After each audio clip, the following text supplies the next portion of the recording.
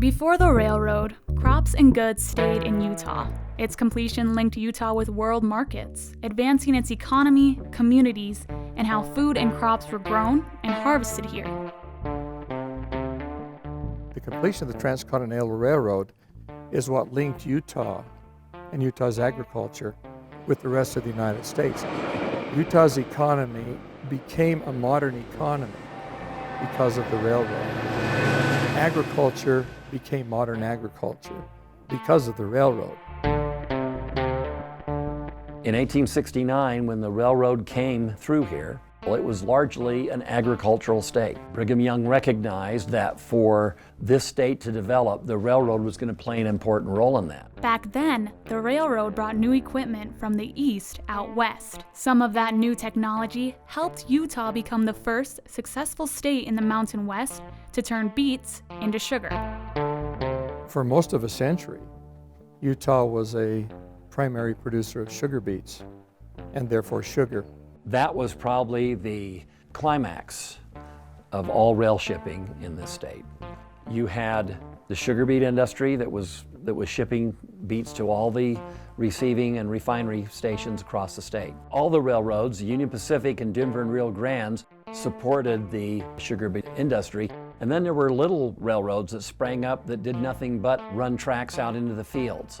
Old spur lines like this are no longer in use here in Cache County. Farmers used to bring their crops here and then send them by train to Ogden. Ogden is the great consolidation point because all the railroads came together in Ogden. And every railroad had branch lines into every little community. So they could ship their wheat, they could ship their cattle, they could ship their products. But after the 1960s, Union Pacific and other railroad companies began removing those lines. Smaller towns just weren't growing enough crops to warrant a train.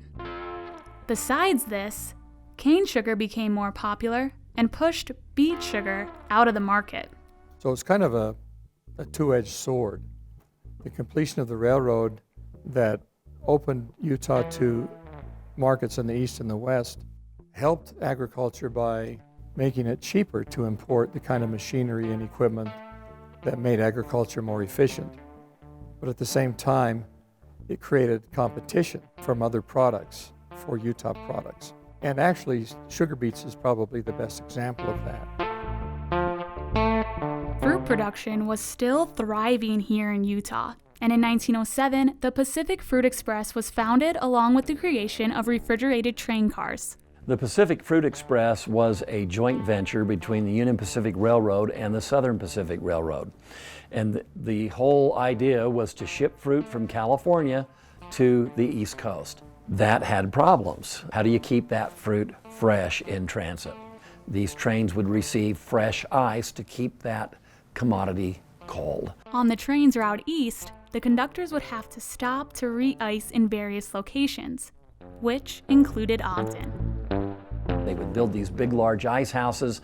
They would store the ice in sawdust to keep it cold, and then they would bring it out and put it in these refrigerated cars on top of the fruit, and then the cold air settles, of course, and that kept the fruit cool during transit. Refrigerated transportation has now moved to truck. But one agricultural product still transported by rail to this day is grain. Grain is the one bulk commodity that doesn't spoil. It can be shipped in a car, it can sit on a spur for a while, not have to move without damage to the product. And that's been the change of the last 100 years. Railroads are still very important, and Utah has now become an important exporter of agricultural products to the rest of the world. The railroads brought growth. The railroads brought people. The railroads brought the inputs needed for a growing state. So without the railroads, would Utah have been what it is? Eventually, perhaps, but not as quickly as it was.